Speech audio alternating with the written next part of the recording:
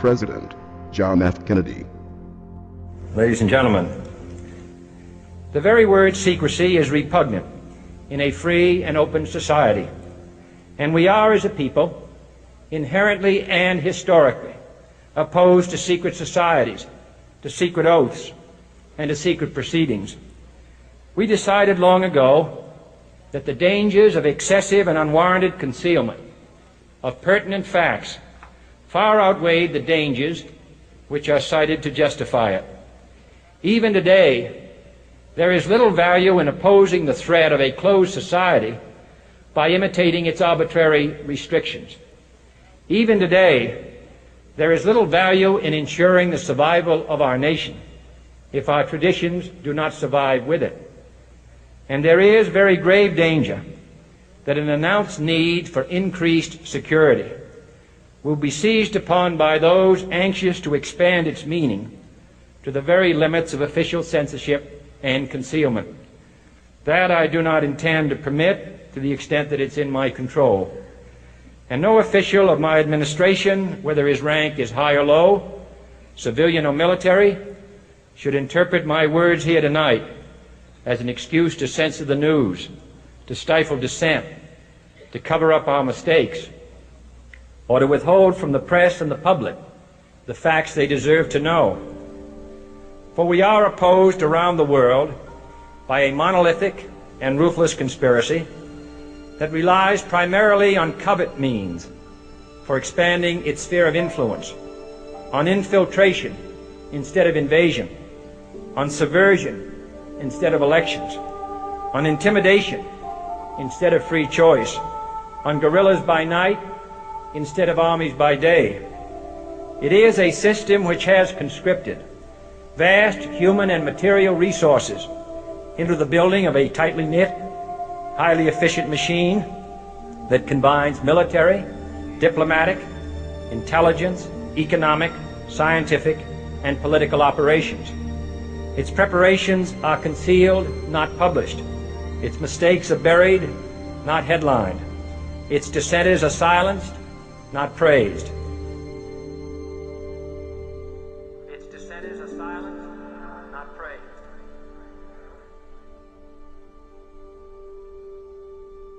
Its dissenters are silenced, not praised. Its dissenters are silenced, not praised. Its dissenters are silenced, not praised. Its dissenters are silenced, not praised. No expenditure is questioned, no rumor is printed, no secret is revealed. No president should fear public scrutiny of his program, for from that scrutiny comes understanding, and from that understanding comes support or opposition, and both are necessary. I am not asking your newspapers to support an administration, but I am asking your help in the tremendous task of informing and alerting the American people. For I have complete confidence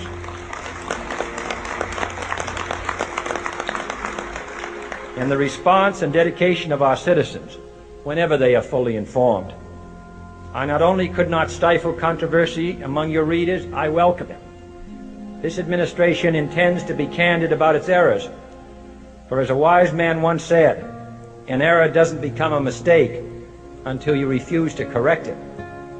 We intend to accept full responsibility for our errors, and we expect you to point them out when we miss them. Without debate, without criticism, no administration and no country can succeed, and no republic can survive. That is why the Athenian lawmaker Solon decreed it a crime for any citizen to shrink from controversy. And that is why our press was protected by the First Amendment, the only business in America specifically protected by the Constitution, not primarily to amuse and entertain, not to emphasize the trivial and the sentimental, not to simply give the public what it wants, but to inform, to arouse, to reflect, to state our dangers and our opportunities, to indicate our crises and our choices, to lead, mold, educate, and sometimes even anger public opinion. This means greater coverage and analysis of international news, for it is no longer far away and foreign, but close at hand and local. It means greater attention to improved understanding of the news, as well as improved transmission. And it means, finally, that government at all levels must meet its obligation to provide you with the fullest possible information outside the narrowest limits of national security. And so it is to the printing press, to the recorder of man's deeds, the keeper of his conscience, the courier of his news, that we look for strength and assistance, confident that with your help, man will be what he was born to be, free and independent.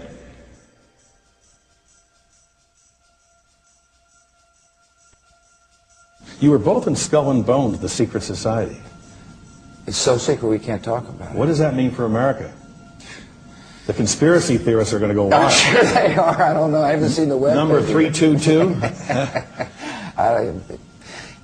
You both were members of Skull and Bones, a secret society at Yale. What does that tell us? Not much, because it's a secret. Is there a secret handshake? Is there a secret code? I wish there were something secret I could manifest. 322, a secret number? There are all kinds of secrets, Tim, but one thing is not a secret. I disagree with this president's direction that he's taking the country. We can do a better job, and I intend to do it. And we'll be watching. Be safe on the campaign trail. John Kerry, thanks for joining us. And we'll be right back. It's good to be back at the Council on Foreign Relations. As Pete mentioned, I've been a member for a long time and was actually a director for some period of time. I never mentioned that when I was campaigning for re-election back home in Wyoming. Senator Clinton, how you doing? I'm good. How are you Can I ask you a quick question while you signed that? It was reported in June of 2006 you attended a meeting in Ottawa, Canada, the Bilderberg Group. Can you comment on that? What's going on at the Bilderberg meeting, and what do you guys talk about up there? I have no idea what you're talking about. Yeah, you do. It was reported you were up there, and people saw you up there. I just want to know what you guys talk about and meet about up there. Sir, I don't know. Why are they such top secret meetings? I have no idea what you're talking Your about. husband went to a Bilderberg meeting too. I'm just wondering. I'm not being rude or anything. No, I just want to know what happens at these meetings. Well, since I wasn't there, I have no idea. Okay, thank you, Senator. Thank you, Howard. There you go. Thank you very much. Listen, I am a happy member of the Bohemian Grove. I like the folks who come there, and it's really inappropriate for me to talk about the group beyond that. Thank you. Have you been there for the ceremony with the cremation of care? Frankly, I don't think that's something I need to talk to you about.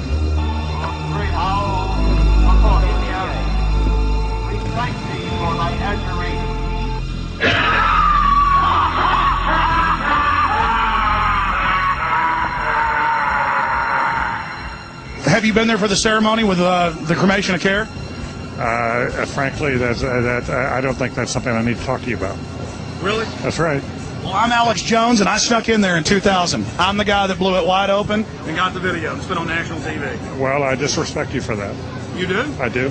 But there's a lot of big public officials going in there. Don't we deserve to know? I don't know anything about you, and I don't know anything about your film. But if you go in there with an understanding, you violated that understanding by releasing that film, and I don't respect you for that. Really? But we have public officials. I'm sorry. You took an understanding when you went in there that you would not do that film, and did you have an understanding when you went in there?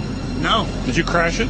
Yes. Yeah, and it has no trespassing signs there too, doesn't it? No, they put one after. Oh, I'm sorry. I'm sorry, sir. I've been there before. I know what the circumstances are, and I'm sorry you violated the understandings. That was not a gentlemanly thing to do. But what about the ritual? Is the ritual gentlemanly?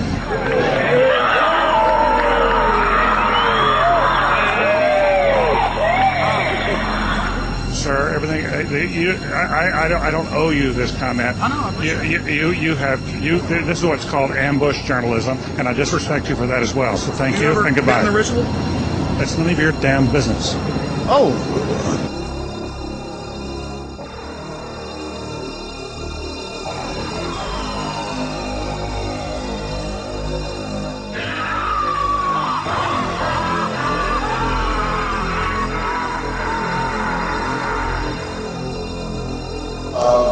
I'm not the Council on Foreign Relations.